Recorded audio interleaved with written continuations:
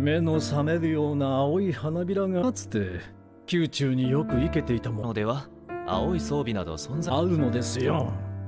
見たとあなんかなもの回ってたら国 Hi there everyone, Lars back with another review and analysis for the Apothecary Diaries, brought to you by Camille's Harem, not just a podcast for novice writers by novice writers, but also a YouTube channel by novice writers for novice writers, because writing is an adventure, it's more fun with friends, and something that I don't think I've actually talked about here on this channel before is I actually grow roses. I love my rose bushes. I love how they smell, how they look, how they can bleed you dry of all your blood if you're not careful with them.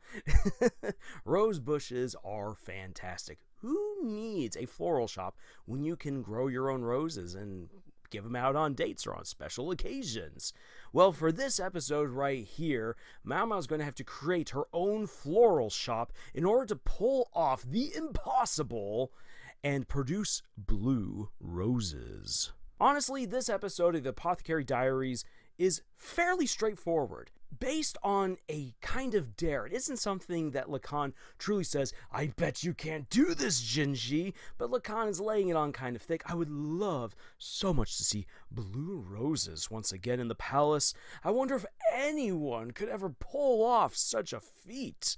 He's obviously challenging Jinji to make it happen, somehow do the impossible and produce blue roses for an upcoming banquet before roses even go into bloom. Well, this is a huge matter for Jinji, even though he sends out Gaoshin to try to gather up all the information that he can to figure out if such a feat is even possible. Number one, you're not going to find blue roses. Number two, it's still really cold. We're coming on out of the winter season. It's not yet time for the roses to be blooming everywhere. True, you can have some winter blooms that, if properly cultivated, will blossom, but those are going to be few and far in between, as is found out by Maomao when she starts up her experiment. So Jinji reaches out to his go-to girl, for the girl who somehow manages to always have an answer for anything and everything, and presents the problem to her. And she's like, oh, that's impossible. Until she finds out that's Lakan who is behind the issued challenge. She has decided that she can't just keep running from this guy as she has been throughout her entire life. It's time to face this guy down, and it's time to throw his words back in his face and crush him for what she perceives to be pretty much the source of all of her misery, because of the relationship that he had with her mom. This is her dad, and it's her scummy dad as far as she's concerned, the one who didn't truly raise her, as opposed to everyone back at the red light district. So it's time to put this man into his place.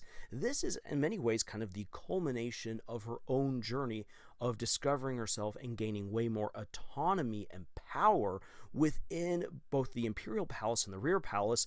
Maomao is in a position to pull off this feat. But first, she has to pull off the impossible and produce a bunch of blue roses to be given to the Emperor at the upcoming party. In order to pull off this impossible feat, Maomao reaches out to Lady Li Hao and asks if she can use the same sauna house that had been built, or the sweat house that had been built, in order to help her sweat out all of the poisons that came from the toxic makeups that were used on her.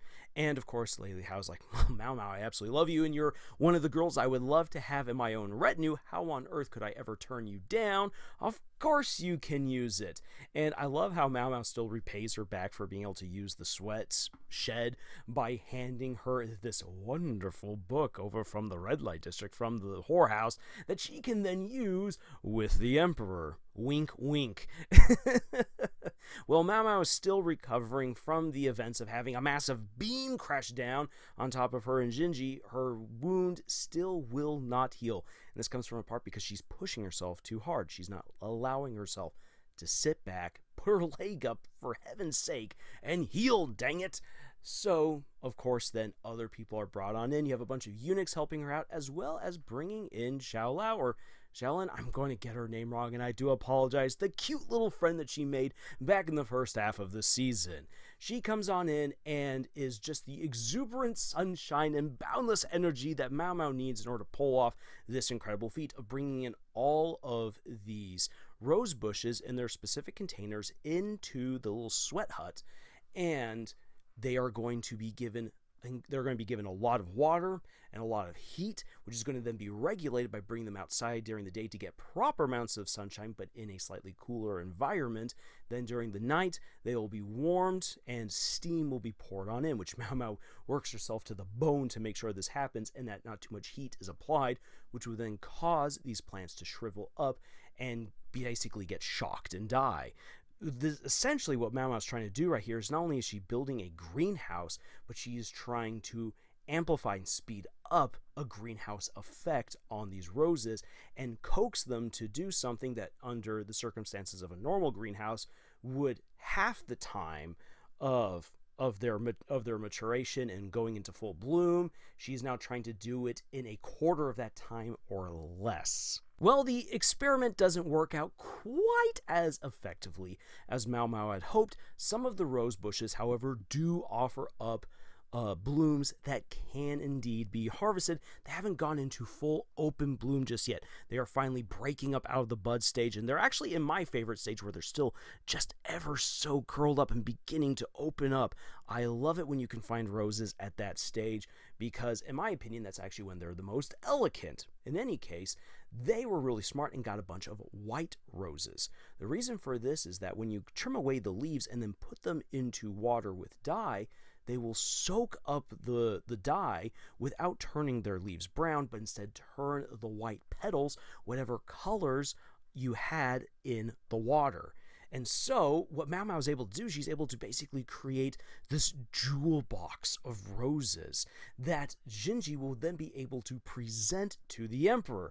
Now, a fun little thing that she did because of her connection to the Emperor through the rear palace in various back doors, as you will, she actually explained the whole trick already to the Emperor. So that way the Emperor's not shocked when suddenly the roses start losing their beautiful blue and other colors. And the Emperor is actually really pleased to be behind this trick right here because when other people begin to be like, oh, Jinji gave you a faulty gift, you should punish him somehow, because they're so jealous of the influence that Jinji wields within the court, the Emperor will, however, know the trick, and he can then turn it on them and say, what, you don't know such a simple trick?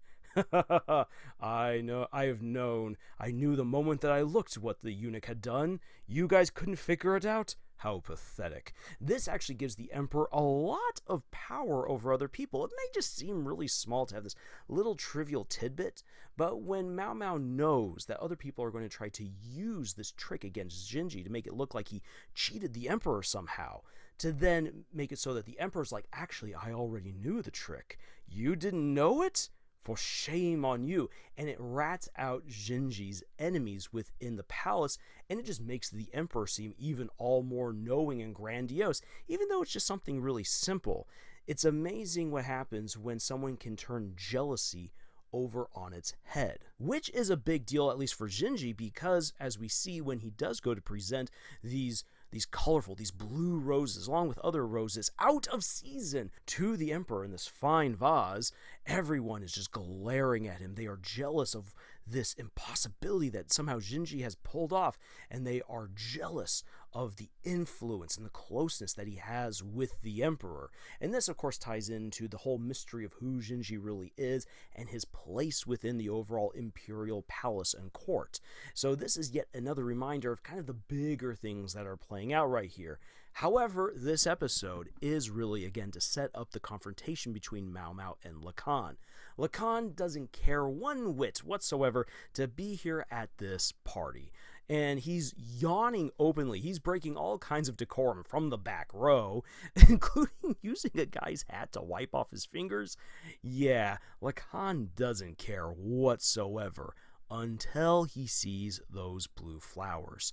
And he then realizes, okay then, Jinji, you pulled out the little miracle girl once again. That was interesting. Oh, not playing according to my rules, according to my game. Whatever they are, it's still kind of difficult to tell exactly how Lakan is trying to maneuver everyone, but we get firm confirmation at the end of this episode when Lakan is leaving the party, and we see everyone now with go pieces for their heads. Women as white, men as black, and he's just like, I really can't tell the difference between most people. And it's not that he literally sees everyone this way, but he has just been so used to being cooped up in his own office with strategies, with games, that he's gotten to this point where he just designates people as pieces. And we see how he's done this, for instance, to Gaoshin and to Jinji, two very interesting, complex characters on their own, but Gaoshin is just very simply the warrior, and Jinji is just very simply the scholar. He doesn't really care. Yeah, sure, he toys around with him, but it's all part of his more grand game of how he's going to position people everywhere. And I'm going to get back to that here in just a moment. However, what he doesn't realize is that he's been the one who's been positioned by Maomao when she is introduced by Jinji and Gaoshin to now have that confrontation. That's where the episode ends, and when we see the preview for the next episode, we're going to get a series of games between her and Lakan, and some interesting things, I believe, are going to be revealed, and we're going to see if Lakan gets his just desserts, or is there a misunderstanding that will be revealed. Only time will tell when we watch the next episode. But I really quickly want to return to where Lakan is as a person, why he sees everyone as pieces on a board that he can manipulate and use. He says once you know what a person's role is, it's very easy. You just put them somewhere and they do it. Now then, that is a very old Chinese way of viewing things, especially from a military standpoint. Military history is absolutely full of experiences, very poignant ones, very powerful ones, where the better army, the better supplied, the better trained army, the better led army get absolutely obliterated by an inferior force, and it didn't matter. The other guys did everything right, but either they get fooled at a critical moment, they fell for a trick, or the weaker force just ended up having way more spirit and managed to turn the tide. This happens all the time throughout history. Now that it's not necessarily a rule of thumb, I wouldn't say go school spirit and then send a bunch of kids out against a well-trained military force and hope them to win. They are most likely going to get slaughtered. It is a 1% chance at best that they are going to win. But in any case, the reason why I bring this up is because as someone who actually played chess competitively for many years, I can confidently say this. When you've played a game of strategy for so long, and this doesn't just go for chess, this actually goes for a lot of strategy games. If you play a strategy game for so long and you don't have good, positive interactions with other people outside of those games, it is so easy to see people as pieces to be moved, as programs to be manipulated, and you as the grand master of whatever game you are playing, that you can maneuver anyone whichever way you want and you will always win. And if someone does something that you weren't expecting, then you just continue to move the pieces and you try to manipulate them in order to get what you want. But manipulation isn't healthy. Manipulation isn't good. It's not good for you. It's not good for other people. Open, healthy communication, good, strong relationships are always far better than treating someone as pieces on a board. The problem for Lakan is that he's just so detached. And yes, while he sees Maomao as her own individual, beautiful, just like her mother, or unique, and this is the kind of person that he wants to have a relationship with, because he's cut himself off from having relationships with all these other people because of how he sees them, because of how he perceives himself, he is actually at a position of weakness. He is the one who has truly put himself into a corner to lose whatever grand game he is playing, because he's been treating people as game pieces than rather as people.